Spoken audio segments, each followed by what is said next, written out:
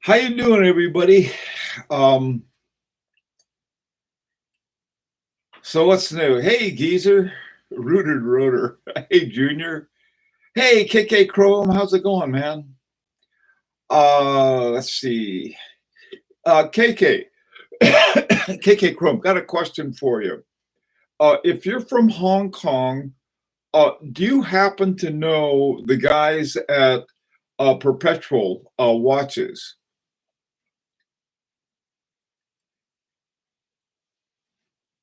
That's good news about the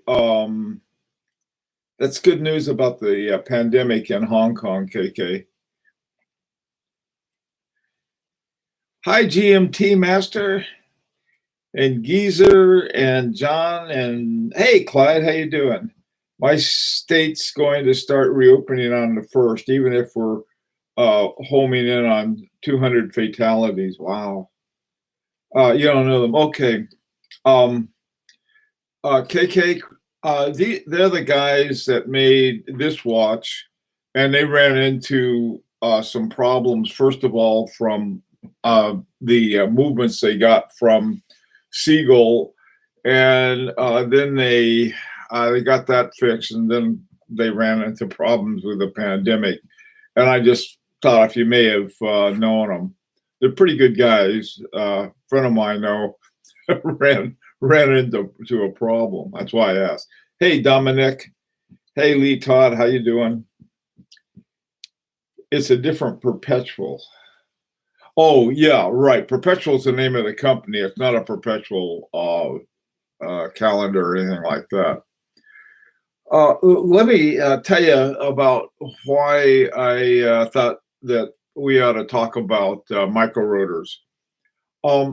The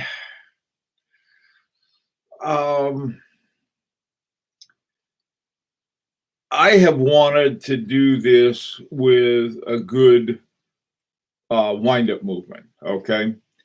And about a year and a half ago, I got a guy was buying a bunch of them from Vasseur, and so we talked about it. I said, "Hey, if you if you don't mind, I'd like to buy an extra one."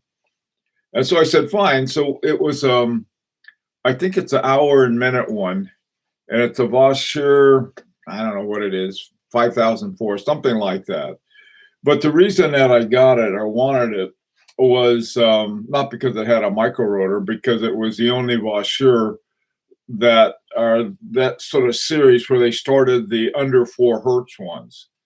And so I was thinking, well, maybe somebody else wants that. For this project, though, I really want a hand wound one, but like I said, you guys can do whatever you want. More and more, it seems, at least to me, it's coming down to the UWD 31.2. I'm going to sort of see about getting one, and then if enough of us get one, we can then all go in together to Lannon and Kalen for the case. So anyway, that's where I am. But I thought, well, I better talk about that because first of all, I don't have a micro rotor.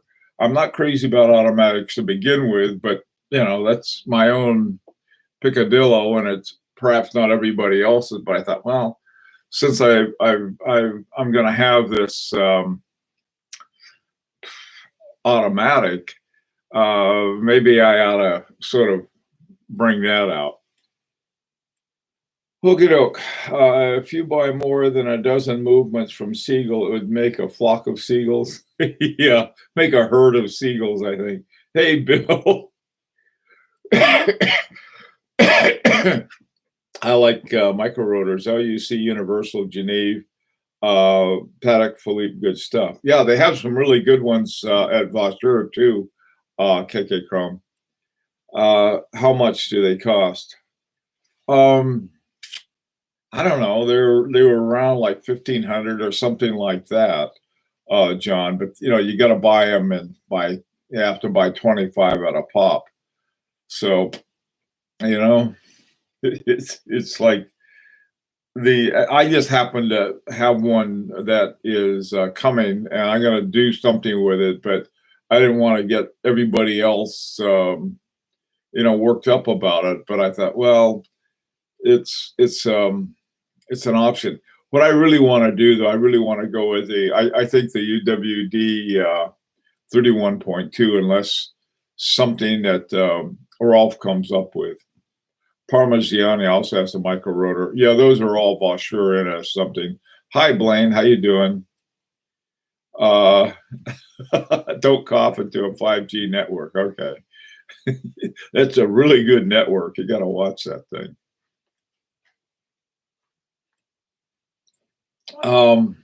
First of all, let me ask you, do any of you have watches with micro rotors? Anybody?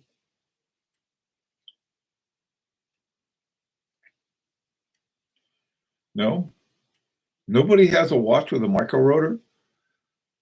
I act with a nobody has one. I don't have one either. Giza, you used to, huh? That doesn't count. You gotta have one.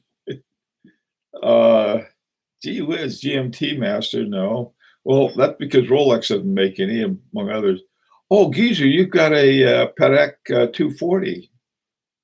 You used to have a Patek caliber 240. Okay. Hey, Blaine, not yet. Hey, John, how you doing? No. Junior, no. And as something, don't judge us. I am judging you. You get, hey, it is something. God. Oh, I, uh, oh, geez. So none of us, oh, wait a minute. Pole routers and Chopard Tech Twist. Oh, James, good. Got the, how do you like them? I mean, how's it work? Hi, Tom. Hi, Gumby. The noise from the rotor higher than the micro. Okay, pole routers and clipboard.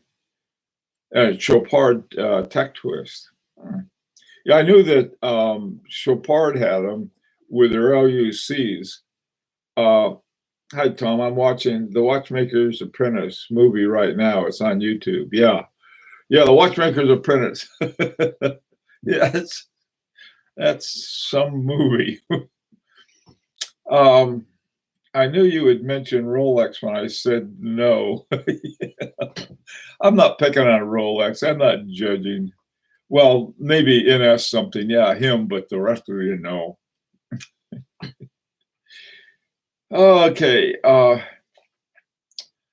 So, any opinions on it? I mean, what do you, is it something you'd even like to think about, or is it something that is like, yeah? I found two that both of them have the Vaucher movement in it. That is Slim de MS has a micro rotor, and so does the Tonda 1950. I didn't realize the 1950 had it. But also, there's another one that has it called the Tonda 1950 Loon. It's a moon watch, and that was turned out to be, those things are about $12,000. But I found a new one on Chrono 24 for about $7,000. I don't know why. There's some deals there. Somebody wants to get rid of some. That's it. Hey, Rich Buddy, the micro rotor case back is prettier, especially on the Patek 240. Rich Buddy, yeah, Patek has them. Another reason that I got off on them was Roger Dubuis has some. That's good to know, because Roger Dubuis is one I sort of a check mark. I'd like to have one, but they're pretty expensive. I miss this C. Okay. Well, anyway, the Roger Dubuis chronograph. Thanks, and that's something. Okay.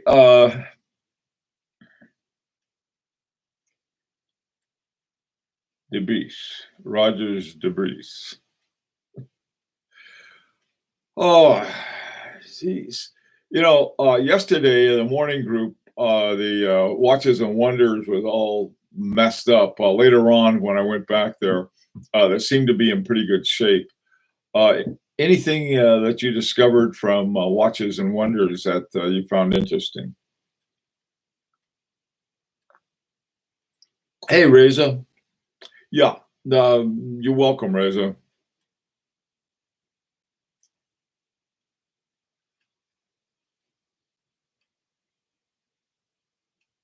Oh yeah, yeah. Isn't that called the Excalibur, Rich Buddy? Or it's one of the Excaliburs. I'm not sure. I like his stuff. The one that I had a review a few weeks back, and I there was a really nice Roger Debris that I liked that I'd seen before and didn't like, and then I saw it again and I really liked it. I believe Universal Geneva invented the micro rotor in 1955. They keep the movement very thin for an automatic. Okay, that's good to know. Thanks. The Piaget Altiplano. Amazing. They could use a free sprung balance in the movement. Yeah, Excalibur. Yeah, that's an amazing thing.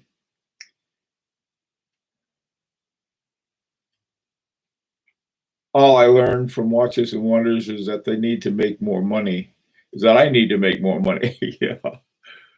Yeah. Yeah. They have the watch. I think probably the one I like the best is one I would probably never buy. But I really liked it, and that was that Vacheron Constantin with the bird on it. I thought, and the retrograde. I thought that was sort of cool. They had a green one. I think they had like they're probably all one of a kind or all over $100,000, and I don't have any business even thinking about it, let alone buying one. But I liked it. UG used to supply movements to Patek as well, if I remember correctly. Um,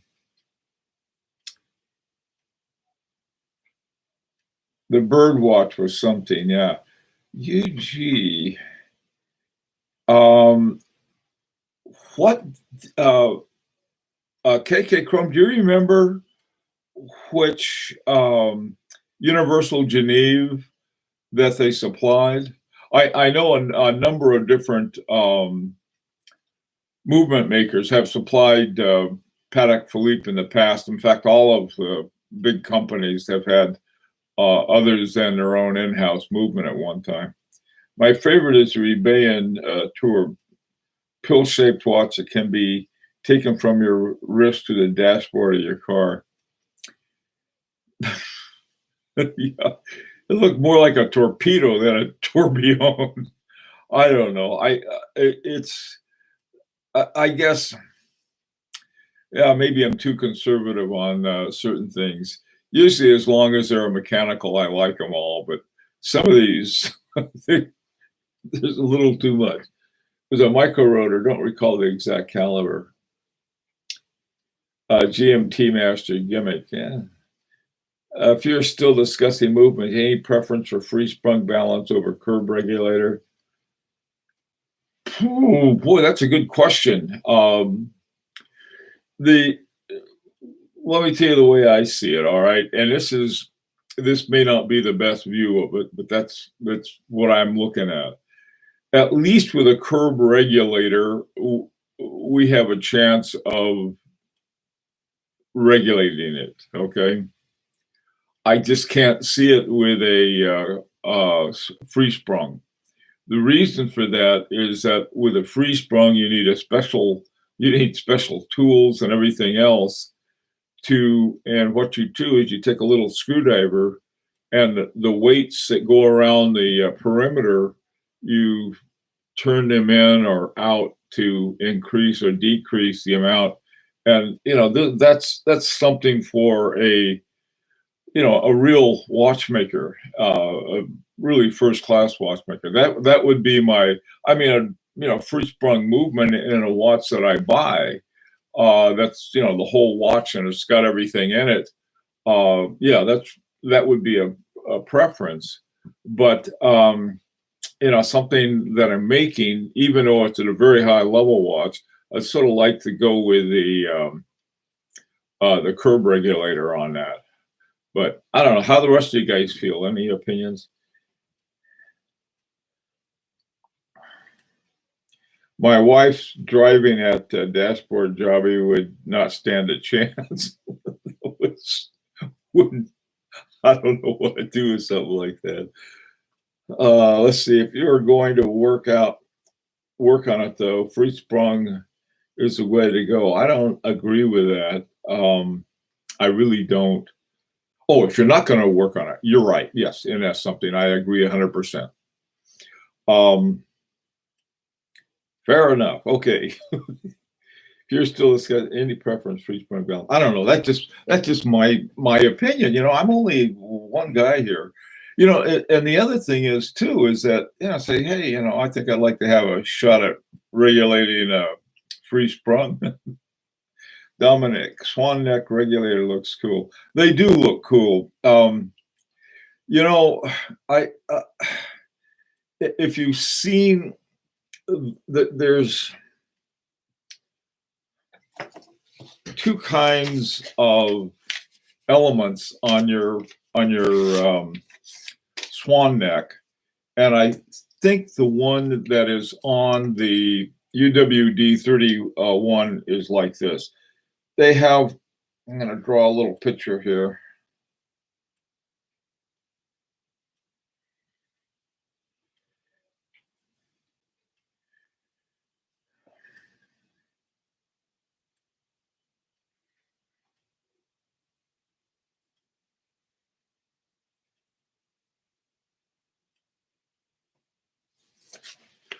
Okay. All right. This to on a swan neck, you'll have a little regulator adjusting arm, and you just put the old screwdriver in there and screw it one way or the other. And it's for more or less. And you can get it to a very fine degree. Now, another way is that they have a little hole there, and what you do with it is that you put let me see, seems sort of funny.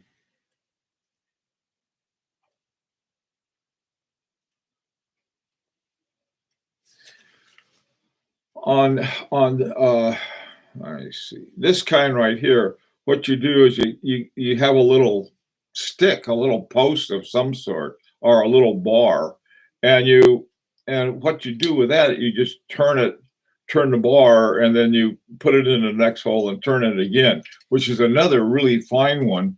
And I think it's a lot easier to use. Again, if you're really coordinated and you know what you're doing, a screwdriver is work pretty well. But man, I tell you, when I first worked on a spring regulator, there were all kinds of things I ran into. Now, granted, I was using a really cheap movement. It was one of my Seagulls, I think, and I thought, oh boy, this is going to be easy. It turned out to be a lot harder than taking a toothpick and just pushing the tip one way or the other. But of course, with a swan neck, you really get the fine adjustment. The second swan neck for the beat air is a cool thing to have, but even then, you're introducing a point of failure for shock. Yeah, that's true. There's what they have though. If you take a close look at the UWD, let me see if I got a picture of it. If you look at the UWD, how that one is set up, what you can see is here we go. Oh, wait a minute. Yeah. Okay, now they got a really different kind of swan neck. All right, I don't know if you can see it or not. Their swan neck doesn't go out, whoop-de-doo around here, but it goes around the back end. And the regulator adjustment screw is right here, right? Oh, where'd it go?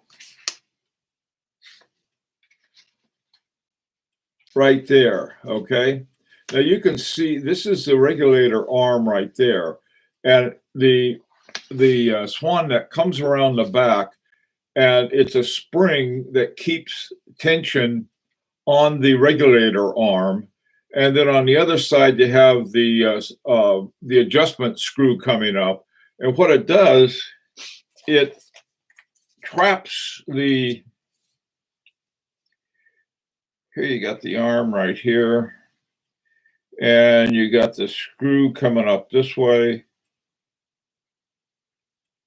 And then you have the spring coming around like this. You have something like this. This is a spring that puts pressure on the regulator arm, and then if you screw it this way to move it up, the spring will give with it, and then if you go the other way, it'll keep it against the spring. So this is how they reduce any effect that you have a shock on that's going to knock the regulator arm one way or the other. Okay, let's see. Is a Glashütte double swan neck like on the penalty inverse functionally better than a single one, or does it just look nice? I don't know. Good question. Pans were let's see, wait. My PAM 111 with ETA movement had a swan neck regulator. I just watched a video on the swan neck regulator. Okay, for a beat arrow, it's a cool thing to have, but even, yeah, you do have there's a shock point, but I think that I think with the kind of one that they have on the UWD on this one right here, the 31.2, I think that's, as far as the regulator is concerned, I don't think you have to worry about that a whole lot unless you have a really bam hit the thing. In the advent of a major shock to the watch, you have the potential of messing up both the hairspring adjustment and the center pinion alignment. Yeah, you do. Glashütte, Glashütte and the blowfish, bulo fish. That's good. Okay. NS something. Now there's the other thing. Let me tell you another way to keep it. You got to stay out of bar fights. Okay. No more bar fights. That'll help. Hey, Blaine, let's see. What would your target be for the daily rate of the movement? It's always zero. Okay. Always zero. But if there's I have a chart that I had that is considered what is excellent for all of the different ones that you have, and I use that chart pretty much, and I don't have it right here in front of me. So so that would be the daily rate. Doesn't it sound reasonable to have zero instead of, so I got to make mine plus or minus 5, which is good, but zero is better. Do you get a Moser double hairspring where it's free sprung and 2 hairsprings take care of connecting alignment and reduce the beat errors? Man, I don't touch that thing. I got it on now. Let me show you what it looks like in something. I don't mess with my good watches. I really don't, as much as I'd like to. I wouldn't even attempt this. Let's see if you can see it. Okay, there's the double hairspring right up there. Let me get the light right. And what that does is that you have them going in opposite directions to offset the torque. And so your pivot bar stays your pinion stays right without zipping around, and it works. There was a lot of research they did on that, and it works great, and it keeps great time. And I hope nothing happens to it, because I know I'd have to send it back to Switzerland to have Moser work on it. I would beg Edward Malin not to make me go broke with it. Um, but I'd never try anything like this. One of the reasons they stopped making them uh, was that they said the engineering problems are just too tricky. It's just too much of all. I mean, when you get a straight answer like that, that sounds right. Um, there's certain things you can't do cheaply, and I think that's at least this is what we were told by Stephen Gorsay that they Forsay, Stephen Forsay, that they're just too big of a job to do.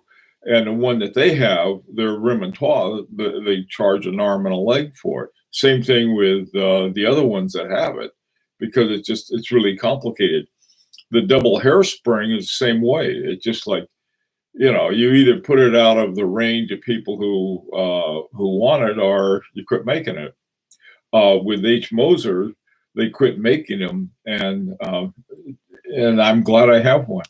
If something goes wrong with it, it'll cost me a lot of money to have it fixed, but that's the way it goes. I'd rather have one and pay the freight on it than say, well, that's going to be an expensive service, but that's the way it goes. Okay. Bar fights are great. Just avoid the guys with the cauliflower ears. Yeah. Yeah. No kidding. A bunch of professors, we used to go to this bar on Friday afternoon and we played darts. And for some reason, a motorcycle gang decided that they wanted to play darts. And so we had these teams made up of one motorcycle gang member and a professor. And, we went along fine. And, I thought, oh, these guys aren't hardcore bad bikers. They're just a bunch of wannabes. Well, they got into a fight one day and almost killed this guy, and we had to pull him off of him. And one of the bikers came after me, but fortunately, my dart partner was their leader, so he told him, "I don't kill that one. He and I play darts together." So after that, we quit. We got another bar, but man, yeah. No, most time, I think one way I could really destroy a watch or ruin. I had one this last winter. It was an ice fall, man. So if you've ever been in an ice fall, they happen so fast. You're standing up minding your own business, and the next thing you know, you're on your back or side or wherever you landed. About the only thing that'll survive an ice fall in my collection is my Seiko 5. that in my And I got a cockroach 52 too. That'll survive. Okay. With a leather vest, see, I can totally see Bill riding a Harley chopper. Do COSC movements fill the bill? COSC movement.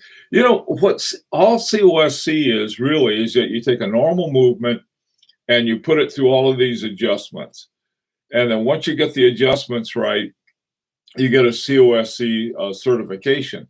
Now, what the COSC does essentially is to find out whether the watch can handle all six of the adjustments, so that it'll work out. Some of them may never get there, and so they don't get the certification.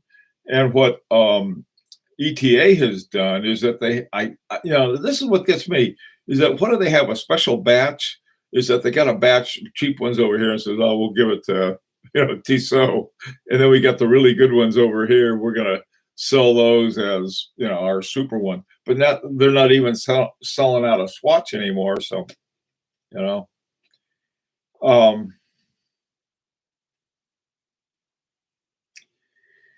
oh yeah, that's all I need. I need a biker vest with my rocker on the back. No, I used to ride I had a pretty good size Kawasaki that I used for commuting. So I never was, I don't know. It's just, they're not comfortable enough. I like comfortable cars, not.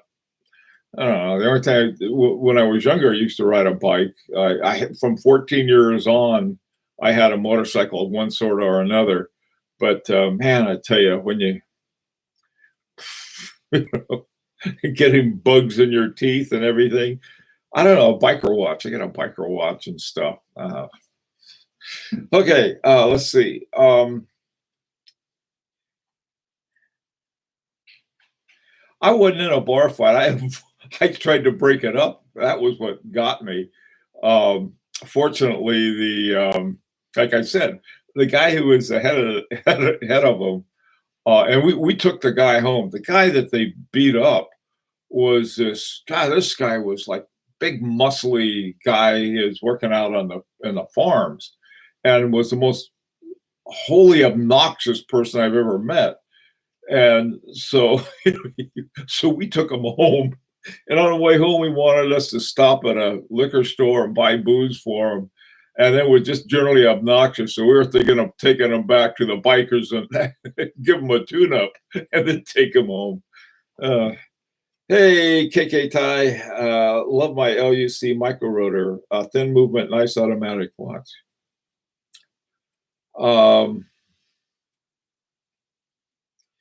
Daily rate is not always synonymous with quality or horology. The rear of the vest could read, watch yourself. There you go. Get a rocker with it. I would think a consistent daily rate would be indicator quality. I would think so too. I check all of my watches on a weekly basis to measure their average daily rate. Wow. Hey, Blame, what do you use to do that with? You use a time grapher? I use my little, here it is. I use this thing that plugs into my iPhone. This is from, who makes this? Frederick Constance. This is my little Frederick Constance. They call it an analyzer. And the great thing about it is that working on my iPhone is that it has a really good database. And so you have a database of all of your timing and so forth. Probably not as accurate as a good time grapher. So I don't know. Okay, so what would be on the back of Bill's leather vest? Bill. I'll put Clyde will get you. Okay.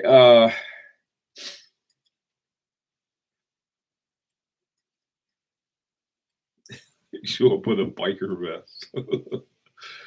Okay, let's see how we doing. Okay, well, we're out of time, so I'm going to have to brook. By the way, I don't know if you saw today's review of Healer's watches. This is just a little group of Patek Philippe's he has. Really amazingly nice watches. Anyway, guys, just shooting the breeze today. I think I might just go ahead and order that the UWD 31.2, and I think I'll go ahead with that.